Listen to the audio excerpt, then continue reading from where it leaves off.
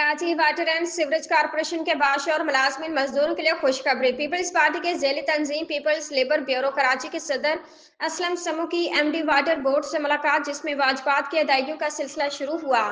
Mayor Murtaza Wahab chairman Karachi water and sewerage board की हिदायत पर अमल दरामद करते हुए डीएमडी फाइनेंस इफ्तिखार शाह साहब ने 48 करोड़ की अदायगियां की और वाजबात की अदायगियों का यह सिलसिला बदस्तूर जारी रहेगा।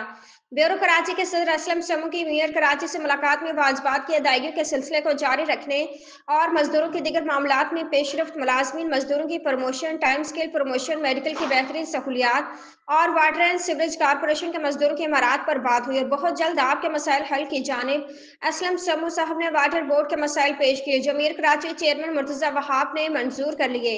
इसके समरात मुलाजमीन मजदूरों को जल्द हासिल होने शुरू हो जाएंगे।